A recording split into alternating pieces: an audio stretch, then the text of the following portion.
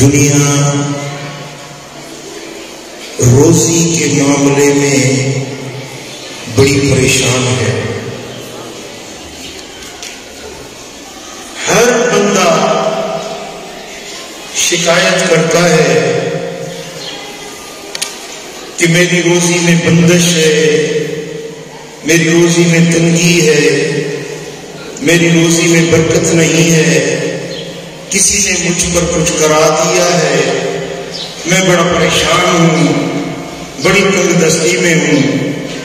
ہر بندہ یہی شکایت کر رہا ہے. بولو، ہر مانو روزی کے بارے میں پریشان ہے. امیر، غریب، تاجر، کمندر، وکیل، وزیر، جس کو بھی دیکھو وہ روزی کے معاملے میں پریشان نظر آ رہا ہے. آج میں چاہتا ہوں کہ آپ کو قرآن اور حدیث کی روشنی میں بتاؤں کہ یہ شکایت لوگ کیوں کرتے ہیں اور اس شکایت کا علاج کیا ہے.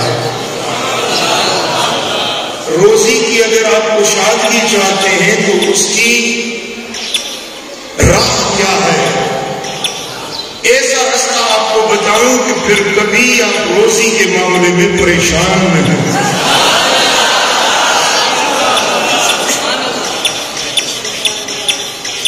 کیونکہ آپ مجھے میرے اپنے بیٹوں اور بچوں کی طرح بنائے. آپ کی پریشانی، آپ کی تکلیف میرا دل گوارا نہیں کرتا.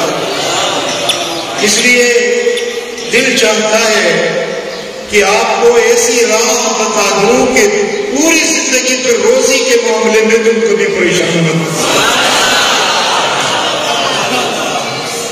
کیا آپ یہ مجھ سے علاج لینا چاہتے ہیں؟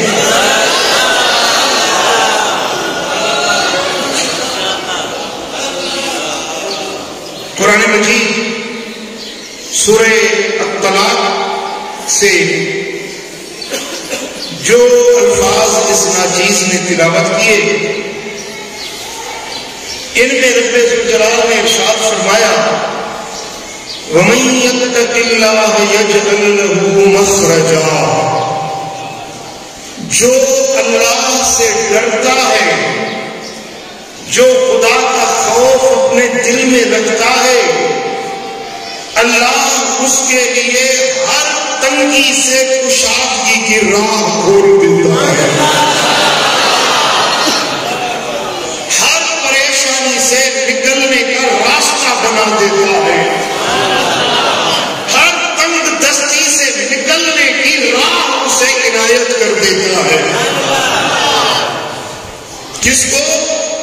جو اللہ سے ڈرتا ہے، جو پرہیزگاری اختیار کرتا ہے، جو اپنی زندگی اور اپنے معاملات میں اپنے رب سے ڈرتا ہے، اللہ اس کے ہر تنگ دستی سے نکلنے کا راستہ اسے عنایت فرما دیتا ہے. اور آگے قرآن مجید کے گولڈن ورڈز ہیں، سنہری حروف ہیں، جو دل پہ لکھنے والے حروف ہیں.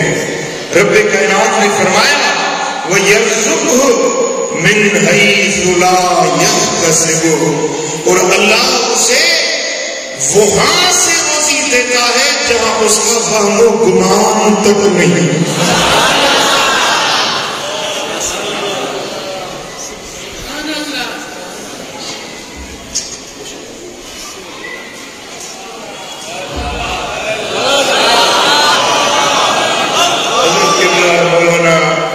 محمد غوث زید مجدور کو میں خوش آمدید کہتا ہوں.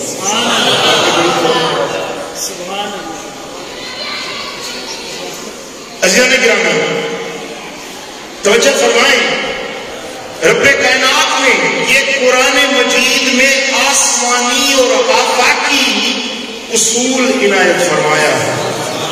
یہ ایک ایسی اٹل حقیقت ہے جس کا کوئی بھی انکار نہیں کر سکتا، اور یہ ایسی حقیقت ہے جو کبھی بھی غلط نہیں ہو سکتی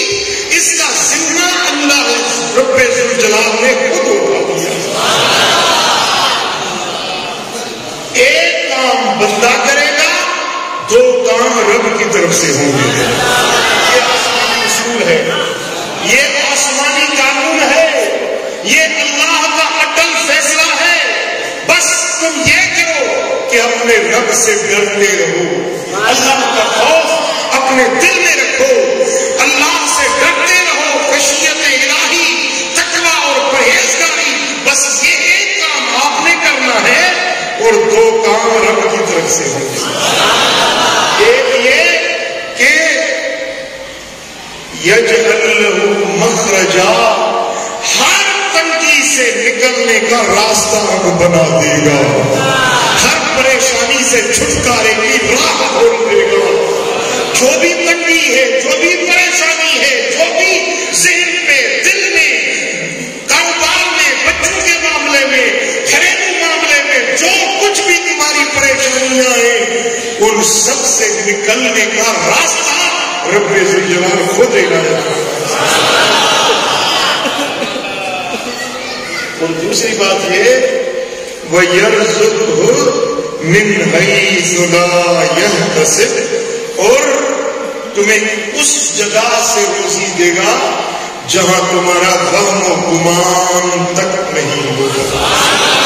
تمہارے سوچ میں، تمہارے فکر میں، تمہارے خیال میں، تمہارے دل میں، تمہارے ذہن میں وہ بات نہیں ہوگی، وہاں سے رب تمہاری روزی بھیج دے گا۔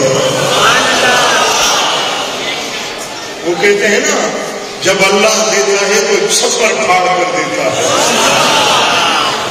چھپر پھاڑ کر دیتا ہے، ایسی جگہ سے دیتا ہے جہاں پر وہم و گمان تک نہیں ہوگا۔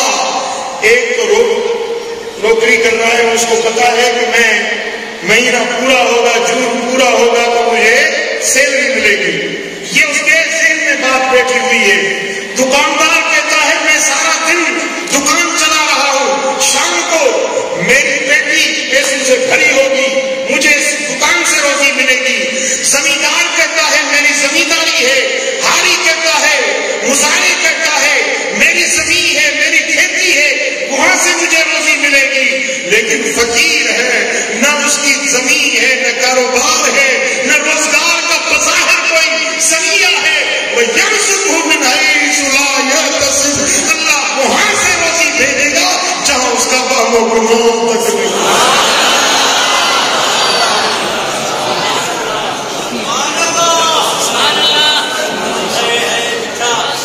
اللہ اکبر کبیرہ۔ اب یہ قرآن کی آیت ہے نا، اس پر میں ایک حدیث سناتا ہوں، ذرا توجہ کریں، پوری زندگی کے غموں سے نجات مل جائے گی۔ پیر کہتے ہیں نا ہمیں کچھ نذرانہ دو، کوئی چندہ دو، ہم لینے والے نہیں، ہم آپ کو دینے والے ہیں، اور دے بھی ایسا کہ پھر کبھی کسی کے در کے محتاج نہیں بنیں۔ میں اللہ کے گھر میں قسم اٹھا کے کہتا ہوں، آج آپ کو ایسی چیز دیتا ہوں کہ تم لینے والے نہیں، خود دینے والے بن جاؤ۔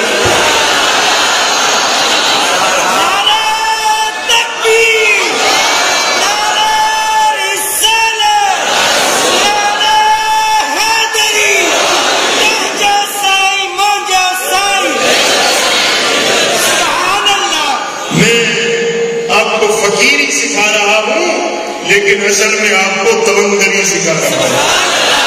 یہ ایسی فقیری ہے کہ جس میں تونگری چھپی ہوئی ہے، یہ ایسی فقیری ہے کہ جس کے اندر بادشاہی چھپی ہوئی ہے۔ دنیا آپ کی محتاج ہوگی، آپ کسی کے محتاج نہیں ہوں گے۔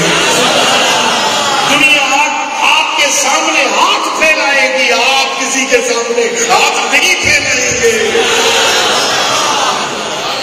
اور یہ میں اپنی طرف سے نہیں کہہ رہا، حسنین کے نانا جان، میرے آقا، میرے مولا نبی کریم صلی اللہ علیہ وسلم نے جو امت کو عنایت فرمایا ہے نا، اس خیرات سے کچھ آپ کو بھی عنایت کر رہا ہے۔ دیکھیں قرآن کی آیت آپ نے سنی نا، میرے رب نے فرمایا وَمَن يَتَّقِ اللَّهَ يَجْعَل لَّهُ مَخْرَجًا، جو اللہ سے ڈرتا ہے، جو تقویٰ پرہیزگاری اختیار کرتا ہے، ہر تنگی سے چھٹکارے کی راہ اس کے لیے اللہ تعالیٰ کھول دیتا ہے۔ وَيَرْزُقْهُ مِنْ حَيْثُ لَا يَحْتَسِبُ، اور اسے اس جگہ سے روزی دے گا جہاں اس کا غم و غمان تک نہیں ہوگا. یہ قرآن ہے. اب آئے میرے نبی کی حدیث. امام حاکم اپنے مستدرک میں روایت لاتے ہیں، میرے آقا کا فرمان ہے، سرور عالم صلی اللہ علیہ وسلم کے پیارے صحابی حضرت سیدنا ابو ذر غفاری رضی اللہ تعالیٰ عنہ فرماتے ہیں،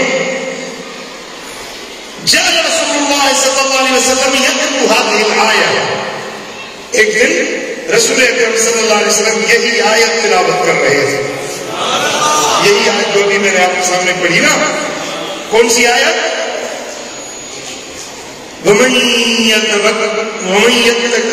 اللَّهَ يَجْعَل لَّهُ مَخْرَجًا وَيَرْزُقْهُ مِنْ حَيْثُ لَا يَحْتَسِبُ. یہ آیت حضور پڑھنے لگے، پڑھتے رہے فَجَعَلَ يُرَدِّدُهَا. حضور پڑھتے رہے یہ آیت بار بار پڑھتے رہے، حتیٰ کہ میں دل میں کہنے لگا کہ اب کاش حضور خاموشی ہو جائے. اتنی مرتبہ پڑھ کے سنائیے. میرے آقا نے فرمایا کہ یا ابا ذر لو ان الناس اخذوا بها لکفتهم. اے ابو ذر اگر میری امت کے لوگ اس ایک آیت کو پکڑ لیں تو پوری زندگی کی ضرورت ان کی کفایت ہو جائے.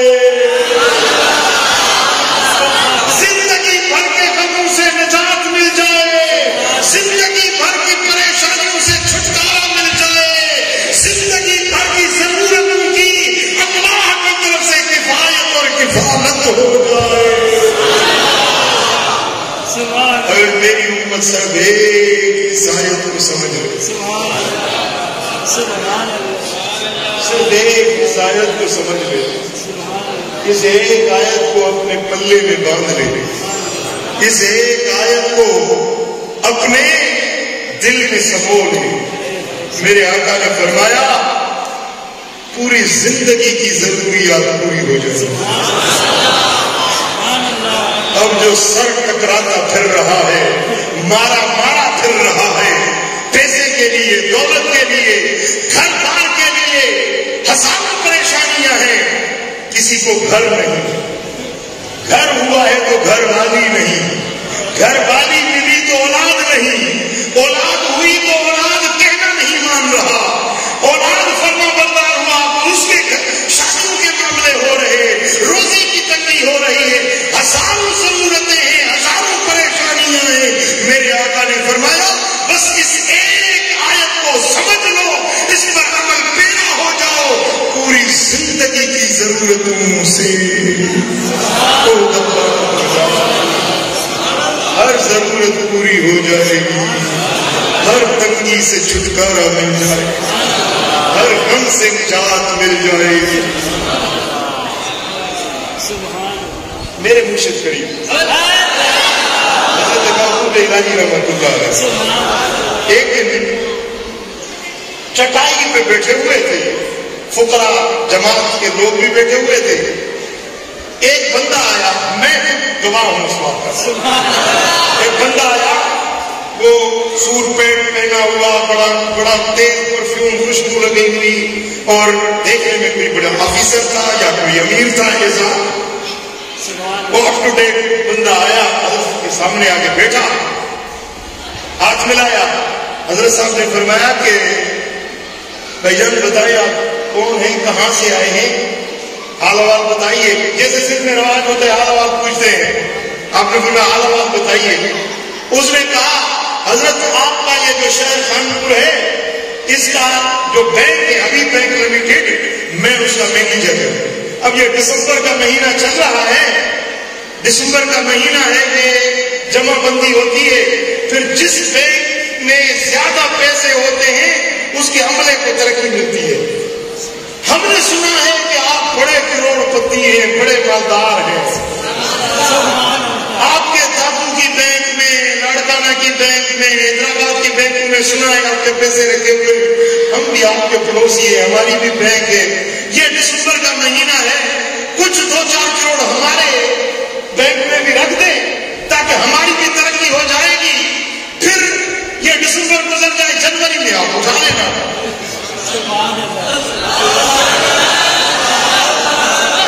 حضرت صاحب ہنسنے لگے, مسکرانے لگے. وہ گھور گھور کے حضرت کے چہرے کو دیکھنے لگا. آپ اور بھی ہنسنے لگے. اس نے کہا حضرت میں تو ایک عرض لے کر آیا ہوں, آپ ہنس رہے ہیں مجھ پر. آپ نے فرمایا کہ تجھے کس نے بتایا کہ میں کروڑ پتی ہوں اور میرا کھاتا ہے اور بینک میں میرے پیسے رکھے ہوئے. بولا یہ مخلوق آ رہی ہے, لنگر چل رہا ہے, مدرسہ چل رہا ہے, ہزاروں لوگ آ رہے ہیں, کھا رہے ہیں, پی رہے ہیں, دنیا آپ کے در پہ آ رہی ہے. لوگ کہتے ہیں یہ پیر صاحب بڑا کروڑ پتی ارب پتی ہے. حضرت صاحب نے فرمایا کہ نہ تو آج تک میں نے کسی بینک میں کھاتا نہیں کھولا. مجھے پتا بھی نہیں کہ وہ اکاؤنٹ کیا ہوتا ہے اور کھاتا کیسے ہوتا ہے. میں ایک روپیہ ہے جو میرا کسی بینک میں رکھا ہوا ہے. نہ میں کوئی تاجر ہوں, نہ تونگر ہوں, نہ مالدار ہوں. فقیر ہوں, اللہ کے در پہ بیٹھا اللہ اللہ کرنے والا. وہ بولنے لگا پھر حضرت یہ دنیا کھا رہی ہے, اتنا لنگر چل رہا ہے, یہ کہاں سے آ رہا ہے؟ حضرت صاحب نے فرمایا کہ جیسے تم دیکھ رہے ہو نا, جب کر رہے ہو کہ یہ اتنے لوگ کیسے کیسے کھا رہے ہیں, کہاں سے کھا رہے ہیں, میں خود بھی سوچتا ہوں کہ یہ کہاں سے آ رہا ہے, لوگ کیسے کھا رہے ہیں. میں خود بھی پریشان ہو جاتا ہوں کہ یہ کیسے روزی آ رہی, لوگ کیسے کھا رہے ہیں. میں خود بھی حیرت زدہ ہو جاتا ہوں. یہ ہے وَيَرْزُقْهُ مِنْ حَيْثُ لَا يَحْتَسِبُ. اللہ ایسی روزی دیتا ہے کہ لوگ حیران ہو جاتے ہیں, دنیا پریشان ہو جاتی ہے کہ اس کو یہ کہاں سے مل رہا ہے, حتیٰ کہ اسے خود بھی پتہ نہیں چلتا کہ یہ مجھے روزی کہاں سے مل رہی ہے. اس طرح اللہ تعالیٰ اس کے روزی روٹی کا انتظام خود کرتا ہے.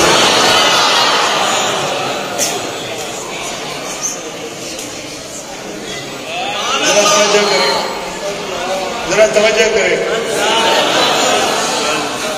چھوٹا بچہ ہوتا ہے نا, وہ ماں کی گود میں ہوتا ہے, ماں کے حوالے ہوتا ہے, باپ کے حوالے ہوتا ہے. وہ خود سپردگی کر دیتا ہے, اپنا تن من اپنی ماں باپ کے حوالے کر دیتا ہے.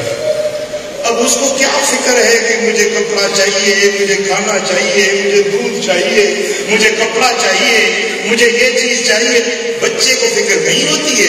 فکر تو اس کو ہوتی ہے جس کی گود میں بیٹا ہوتا ہے. فکر تو وہ کرے گا نا. بچے نے جس بچے نے اپنا تن من جس کے حوالے کر دیا ہے, فکر تو اس کو ہوگی کہ اب عید آ رہی ہے, میرے بچے کو عید کے کپڑے چاہیے, میرے بچے کو خرچی چاہیے, میرے بچے کو اچھے کپڑے, اچھا جوتا چاہیے, میرے بچے کو اس چیز کی ضرورت ہے, اس چیز کی کھپت ہے. جو کچھ ضرورت بچے کی ہوتی ہے وہ جس کے گود میں ہوتا ہے نا, بس وہی اس کا انتظام کرتا ہے. بچے کو پرواہ نہیں ہوتی کہ بارش ہو گئی, فصل ڈوب گئے, زلزلہ آ گیا, نقصان ہو گیا, کیا ہو گیا, دنیا ادھر کی ادھر ہو جائے. بچے کو فکر نہیں ہوتی. وہ کہتا ہے میری ماں بیٹھی ہے, میرا بابا جان بیٹھا ہے. بلا تشبیہ, بلا مثال, بندہ جب اپنے آپ کو اپنے رب کے حوالے کر دیتا ہے, وَأُفَوِّضُ أَمْرِي إِلَى اللَّهِ إِنَّ اللَّهَ بَصِيرٌ بِالْعِبَادِ. عرفاء, اولیاء, صلحاء, اہل دل, اہل معرفت لوگ جو ہے نا, اس کو کہتے ہیں تفویض. تے فا وا یا دعا, تفویض. تفویض کا مقصد ہے خود کسی کے سپرد کر دینا, اپنے آپ کو کسی کے حوالے کر دینا. تو فَوِّضُ أَمْرِي إِلَى اللَّهِ, میں اپنے معاملات کو اپنے رب کے سپرد کرتا ہوں, اپنے رب کے حوالے کر دیتا ہوں. إِنَّ اللَّهَ بَصِيرٌ بِالْعِبَادِ, بے شک اللہ اپنے بندوں کو دیکھنے والا ہے. وہی تو ہے جو نظام ہستی چلا رہا ہے, وہی تو ہے جو نظام ہستی چلا رہا ہے، جو ساری کائنات کو دے رہا ہے، آپ کو نہیں دے گا؟ بولو سلیمان